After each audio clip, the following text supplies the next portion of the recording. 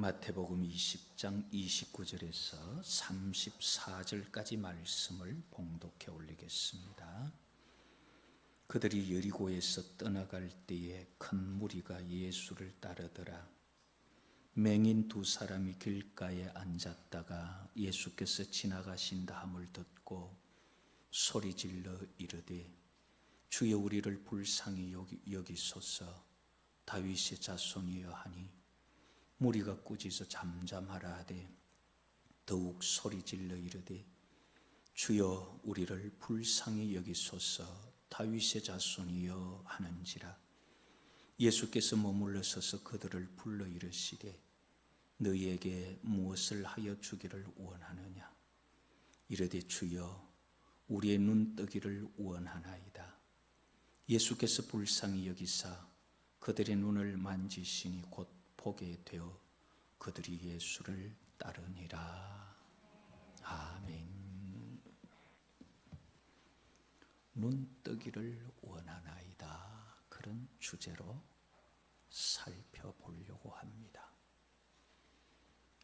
29절 이하에 보면 그들이 여리고에서 떠나갈 때에 큰 무리가 예수를 따르더라.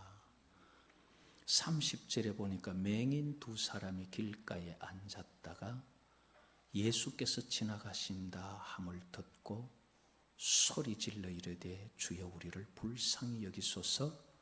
다윗의 자손이여. 맹인 두 사람이 예수님 가신다는 소식을 듣고 크게 소리질러서 우리를 불쌍히 여겨주십시오. 사람들이 시끄럽다 좀 잠잠해라. 그럴 때에 소경이 더 고함을 지르면서 우리를 불쌍히 여겨주십시오. 예수님께서 가다가 머물렀습니다. 머물러서서 불러서 하는 말이 내가 무엇을 하여 주기를 원하느냐. 32절에 보면 예수께서 머물러 서서 그들을 불러 이르시되 너희에게 무엇을 하여 주기를 원하느냐. 우리가 주님 앞에 기도해서 주님이 이 질문을 하실 때까지 기도한다면 그때부터는 해결되는 거예요. 그런데 우리는 기도하다가 야 시끄럽다 좀 조용해라 그러면 그냥 조용해져 버리죠. 우리는 기도실은 또는 우리가 교회는 만민이 기도하는 집, 기도하라고 있는 집이잖아요. 거기서는 기도에 전념하지 남의 눈치 볼 필요 없어요. 예수님 머물러 서셔서 그들을 부르면서 뭐하여 주기 원하느냐. 예수님께서 또 하나님께서 지금 이 시간에 우리에게 찾아오셔서 우리에게 뭐하여 주기 원하느냐. 네 오늘 교회 왜 왔노? 뭐 해주고 물으신다면 뭘 하기 원하세요? 이 소경은 보기를 원하나이다. 눈뜨기를 원하나이다. 왜냐하면 보이지 않기 때문에. 눈이라는 것은 밝고 어두움이나 사물의 모양을 보고 구별하는 역할을 하는 거죠. 성경에서 눈이라고 하는 것을 한번 찾아보면서 성경이 말하는 눈이 세 가지가 있어요. 그래서 그 눈이 어떤 것인지 그걸 오늘 한번 살펴보려고 하는 거예요. 우리가 보고 또 시력을 측정하고 안경을 쓰고 수술하고 백내장이니 녹내장이니 이렇게 하는 이 눈은 육체의 눈입니다. 그 다음에 마음의 눈. 사건을 보거나 아니면 어떤 역사를 보거나 이런 것들을 보고 분별하고 판단해야 하는 이성적인 눈, 마음의 눈이 있어요. 그리고 성경이 또 말하는 육신의 눈이나 마음의 눈으로는 볼 수 없는 신령한 세계를 보는 영적인 눈이 성경에 기록되어 있습니다. 먼저 우리 몸의 눈이라는 이 육신의 눈, 요한복음 9장에 보면은 예수님께서 소경에 눈을 뜨게 하기 위해서 침을 뱉어 진흙을 이겨 그 눈에 바르시고 실로암 못에 가서 씻으라. 거기서 뜨는 눈은 육신의 눈이에요. 실로암 못에 가서 씻었으니 그 눈이 뜨여지게 되었더라. 마태복음 6장 22절에는 눈은 몸의 등불이니 그러므로 내 눈이 성하면 온 몸이 밝을 것이요. 눈이 성하면 몸이 밝다. 저는 이게 무슨 말인지 잘 몰랐어요. 그런데 제가 눈이 어두워 보니까 알 것 같아요. 제가 볼 때는 방이 참 깨끗한 것 같은데 그래서 자꾸 청소하라는 집사람 말이 자꾸 거슬리는데 안경을 끼고 보면 온 천지 머리카락이고 문제예요.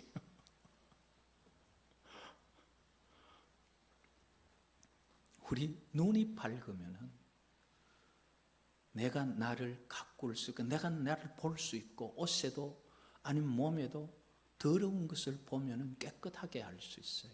그래서 여기에서는 온 몸이 밝을 것이요 했는데 원어로 보면은 몸이 빛날 것이요 그 말이에요. 잘 가꿀 수 보여야 가꾸죠. 보이면은 뭔가 관리할 수 있고 보이면 되는데 눈이 어두워서 보이지 아니하면 잘 안 돼요. 어떤 목사님의 5살 난 손자가 있었는데 이 아이가 가다가 잘 넘어지고 뭔가를 아이가 좀 어눌했었어요. 그래서 이상하다 해서 뭐 병원에 가봐도 별 그거 없고 그래서 어느 날은 애가 좀 이상하돼서 안과에 가봤더니만 애 눈이 시력이 많이 났어요. 5살짜리가. 그래서 아이들은 안경을 해서 빨리 하면 고쳐지 돌아올 수 있다 해서 안경을 해줬더니만 애가 안경을 끼고 탁 나오면서 하는 말이 5살짜리가 와 세상이 환하다 그러더라고요. 안 보이면은 눈이 어두우면은 뭐가 잘 안 돼요. 그런 눈이 우리 육체의 눈. 그것처럼 마음의 눈도 그런 측면이 있어요. 마음의 눈이라는 것은 에베소서 1장 18절에 보면은 너희 마음의 눈을 밝히사. 성경은 마음의 눈이라고 말하지만은 원어도 마음의 눈이지만은 그걸 밝혀서 원하는 것은 조금 영적인 것으로 나가는 그런 내용들임을 볼 수 있는데 이 마음의 눈이라 하는 말이 카르디아라는 그 말로서 이 마음의 눈이라는 것은 어떤 라틴어에서 온 말인데 생각, 사고 또는 마음의 감각 그런 말로 설명이 됩니다. 내 마음 내가 느끼고 알고 있으면서도 마음 정의하라면 참 어렵죠. 마음이 어떤 거예요? 마음이라는 게 내가 생각하고 판단하고 하는 그런 내 의식적인 그런 것을 마음이라 그러는데 근데 구약에서 말하는 마음이라는 거 어떤 거냐 하면요. 내면이라는 말이에요. 내면. 우리 몸의 내면, 그래서 심장 이런 의미가 많이 있어요. 가장 깊은 곳. 그래서 마음은 드러나 보이는 게 아니라 나라는 내 본질을 말하는 거예요. 내 속에 나의 본 모습은 어떤 거냐? 그거는 내가 눈으로 보고 말로 하는 게 아니라 말로는 욕을 할 수 있어도 마음은 그러지 않을 수 있는 거예요. 그래서 마음이라는 것은 내 속모습, 그것을 말하는데, 마음의 생각에 우리가 무엇인가 보고 듣고 느끼는 것을 판단할 수 있는 눈이 있어요. 그런데 참 오늘날 시대에는 안타까운 것이 젊은이들에게 그런 눈이 잘 없어요. 왜 그러냐면은 요즘 아이들 이야기해 보면은 부모들이 하는 말이 눈치가 없다 이런 말 많이 하죠. 눈치가 없다는 말이 무슨 말이냐면 여러 사람들이 어떻게 생각하는지 그거를 생각하면서 여러 사람들에게 피해가 안 가도록 내가 해야 되는데 그게 눈치거든요. 그런데 요즘 아이들은 눈치 없어요.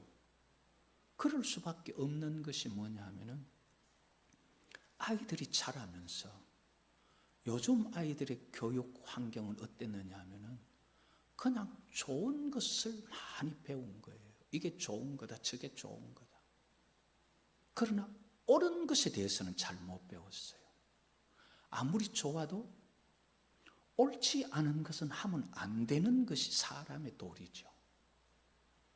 그런데 요즘 아이들은 그냥 좋으면 하고 싶으면 하는 거예요. 하지 말라고 하면 왜 안 해야 되는데 그래요. 옳지 않으니까 안 해야 되는데 왜 안 옳은데 또 그래요. 그 이래서 옳지 않다 그런 거 누가 정했는데요. 그 요즘 아이들에게는 옳은 것과 그런 것은 배우지 못하고 좋은 것과 싫은 것만 배웠어요. 그러니까 옳다, 옳지 않다는 것이 마음의 눈에 척도가 되는데 옳다, 옳지 않다는 것은 없고 좋다, 나쁘다만 배웠으니 내가 하고 싶으면 하는 거, 하기 싫으면 안 하는 거. 그래서 눈치가 없다는 거예요.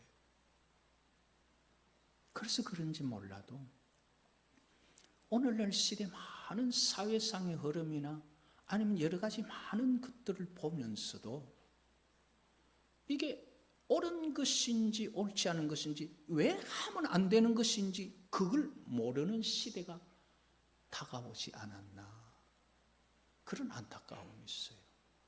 마음의 눈도 사람에게 있고 육신의 눈도 있는데 오늘 우리가 살펴보고 싶은 것은 사실은 영의 눈이에요. 영의 눈. 사람이 의식으로서 마음으로나 눈으로나 아무리 눈을 비비고 봐도 마음으로 정신을 통일해도 인지할 수 없는, 볼 수 없고 느낄 수 없는 눈이 하나 있는데 그게 뭐냐면 하나님에 의해서 보여지는 영적인 눈이에요. 이거는 사람이 아무리 보려고 해도 볼 수가 없어요. 그러나 첫사람 아담이나 그 시대 사람들은 그게 있었어요. 하나님을 볼 수 있었고 영들을 볼 수 있었어요. 그런데 죄악이 관영하면서 사람이 마음의 눈 또는 영의 눈이 자꾸 이렇게 어두워지면서 결국 하나님과 멀어지게 된 거예요. 우리가 신령한 생활을 하면서 주님과 교통하다가도 자꾸 악한 걸 생각하고 죄를 생각하면 그 신령함이 자꾸 없어져 버리죠. 그런 거하고 똑같이 죄가 관영하면서 결국 하나님에게서 멀어져 버린 이런 영안. 그 성경에서 볼 수 있는 것은 발람이 발락의 말을 듣고 이제 미디안 장로들의 청함을 따라 이제 갈 때에 발락이 청하는 그 청함을 따라 발람이 나귀를 타고 가는데 나귀가 어느 한 골목에 가다가 자꾸 안 간단 말이에요. 채찍질을 해도 안 가고 자꾸 담으로 비비면서 자기 발이 담에 비벼지니까 내려가지고 지팡이 가지고 나귀를 막 3번이나 후려쳤어요. 그랬더니만 갑자기 나귀가 말을 하는 거예요. 민수기에 보면은 여호와께서 나귀의 입을 여시니 그렇게 말해요. 나귀가 하는 말이 내가 당신에게 뭐 했다고 나를 이리 때리냐 그래요. 그때만 해도 발람은 아직 몰라요. 그런데 발람은 지금 화가 잔뜩 나가 있으니까 내 손에 칼만 있었으면 너 죽여버렸다 이러는 거예요. 그랬더니 나귀가 또 하는 말이 내가 평소에 이러더니 앉아 이러죠. 아니 안 그랬어. 그러는 순간에 하나님께서 영적인 눈을 여십니다. 눈을 여시니까 가려고 하는 그 골목 앞에 누가 있느냐 하면 여호와의 사자가 칼을 들고 지금 발람을 쳐 죽이려고 써가 있는 거예요. 그게 나귀의 눈에 보여서 나귀는 그 가지 않으려고 뺑소니처럼 자꾸 때리니까 결국 몸을 담에 비비다가 보니까 발람의 발이 비벼진 거죠. 그때 눈이 열려서 여호와의 사자를 보면서 내가 잘못했습니다. 그러죠. 이거는 구약에만 있는 것이 아니에요. 구약의 다니엘에게 또 보면은 모든 것 영적 세계, 하나님 세계에 일어나는 일들을 알 수 있는 환상과 꿈을 해석하는 그런 깨닫게 하는 지혜도 주시죠. 그런 것은 영적인 눈이에요. 예수님께서 변화산상에 올라가셨을 때도 모세와 엘리야와 예수님 대화하는 것을 볼 수 있는 것은 그냥 보여지는 게 아니에요. 바울이 다메섹으로 가다가 예수님의 소리를 듣고 예수님을 통하여 변화될 때도 같이 가던 사람들은 빛만 보고 눈이 어두워졌지만 그 소리를 못 들었어요. 못 깨달았어요. 이런 것들은 하나님께서 영적인 눈을 열어주셔야 사울아 사울아 소리가 들리는 거예요. 내가 잘못하고 있구나가 보이는 거예요. 이런 영적인 눈이 열려져야 영적 세계를 볼 수가 있어요. 이런 영적인 눈은 영안을 통하여 영적인 그런 어떤 환상이나 사실을 볼 수 있는 눈도 있지만 또 하나가 더 있는 게 뭐냐면은 영적인 눈이 뜨여지면 하나님의 말씀이 깨달아져요. 그런 것들을 성경에서 또 말하는 것을 보면은 에스라 9장 8절에 보면은 이 에스라가 기도하면서 우리가 종노릇하고 죄를 지어서 다 팔려갔지만은 여호와께서 우리의 눈을 밝히사 우리가 종노릇하는 데서 조금 소생하게 하셨습니다. 그렇게 기도해요. 그 무슨 말이냐면은 우리가 왜 노예로 팔려가고 왜 바빌론에 팔려 그렇게 죽게 됐냐? 아, 우리가 하나님 말씀을 어겨서 그렇구나. 그 눈을 열어주신 거예요. 그러니까 아, 우리가 이제 이러면 안 되겠다 해서 그들이 돌이키면서 조금 소생하게 하셨다 그 말이에요. 이런 것이 신약에도 또 나오는데 엠마오로 가던 두 제자 있죠. 예수님 부활하신 그날에 예수님 이제 죽었다는 그것만 그러고 나서 이제 엠마오로 제자들이 가면서 글로바와 다른 한 사람이 가면서 이제 끝난 줄 알고 가는데 예수님이 옆에 나타나신 거예요. 그래도 눈이 닫혀 있으니까 예수님 줄 몰라요. 그 예수님 너들 뭐 때문에 그렇게 근심 뛰었냐 그러니까 아니 당신 혼자 지금 예루살렘에 있는 일 모르냐 그러면서 말을 할 때 예수님께서 모세의 글과 선지자의 글을 가지고 말씀을 풀어주죠. 그때 그들이 마음이 뜨거웠다 그래요. 그러면서 밥을 먹으려고 예수님 가려고 하는데 저녁 식사하면서 예수님 축복기도 하는 순간에 이 예수님 아이가 하고 보니까 예수님 없는 거예요. 그들이 말씀을 듣고 마음이 뜨거워지고 그리고 말씀을 깨달으면서 이분 예수님인데 하고 보니까 사라져버린 거죠. 베드로가 주는 그리스도시요 살아계신 하나님의 아들입니다 할 때 예수님 뭐라 그랬어요? 이것을 네게 알게 하니는 혈과 육이 아니다. 하늘에 계신 여호와 내 아버지께서 알게 하신 것이다. 하나님께서 눈을 열어주지 아니하시면은 말씀이 열려지지 않아요. 말씀을 읽어도 그냥 읽으면 눈꺼풀이 자꾸 무거워지고 이게 그렇게 잠이 올 수가 없어요. 그런데 하나님께서 말씀을 열어주시면은, 영안을 열어주시면은 말씀이 그렇게 달다고 그러죠. 이렇게 우리 사람에게는 우리 눈에 보이는 이 육체의 눈만 있는 것이 아니고 교육을 잘 받으면 뜨여지는 마음의 눈이 있고, 그걸로도 안 되지만은 하나님 말씀을 잘 따르면 열려지는 눈이 있다 이 말이에요. 그게 바로 영안이에요. 그럼 이 영적인 눈이 열려지는 것은 어떻게 할 때 그 영적인 눈이 열려지느냐?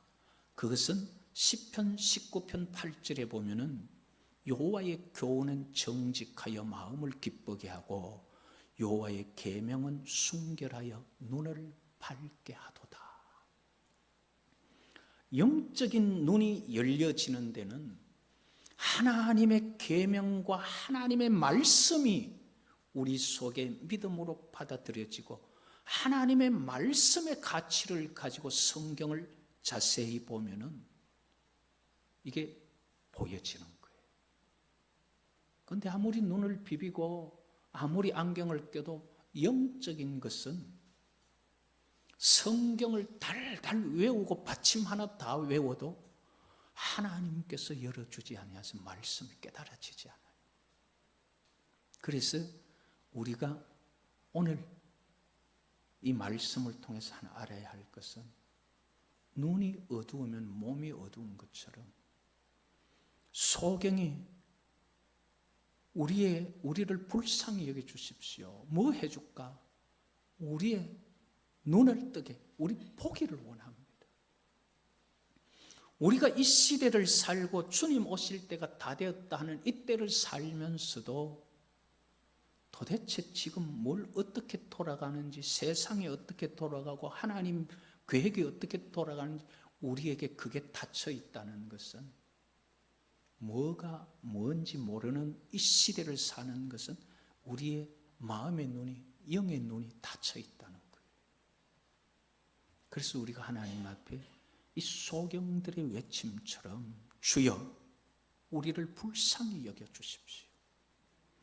우리의 영적인 눈을 뜨게 해주셔서 하나님 앞에 말씀대로 사는 것이 무엇인지, 성경을 따라서 주의 진리를 따라 살아가면서 하나님의 백성으로서의 삶이 어떤 것인지를 우리에게 알게 해주시고, 이 시대가 어떤 시대이며 이 마지막 때를 우리가 어떻게 주님 앞에 믿어야 되는지를 알게 해주십시오. 그런 기도가 사실은 소경의 부르짖음이 아니라 우리의 부르짖음으로 있어야 된다는 것. 그래서 우리가 눈을 떠서 볼 수 있어야 우리가 무엇을 위해서 살 것인지를 알 수가 있어요. 아직도 주님 앞에 믿음 준비해야지 하는 때가 다 됐는데 주님 앞에 내 하나님의 사람으로서의 삶을 준비해야지, 그거 없이 아이고 내가 어떻게 하면 좀 더 재미있게 살까, 어떻게 하면 좀 더 돈을 벌까, 마음이 아직도 거기에 있다면은 눈을 뜨지 못한 거예요. 지금은 너무 조급한 때예요. 눈을 떠야지 할 때가 아니라 뜨고 준비해야 될 때예요. 그렇기 때문에 우리는 이 소경의 기도처럼 주여 우리를 불쌍히 여겨주십시오. 우리가 보기를 원합니다. 눈뜨기를 원합니다. 그 기도로 주님 앞에 마지막을 준비할 수 있는, 이 종말이라 말하는 이 시대에 주님 맞을 준비할 수 있는 그런 믿음의 모습을 가질 수 있기를 여호와의 이름으로 축복합니다.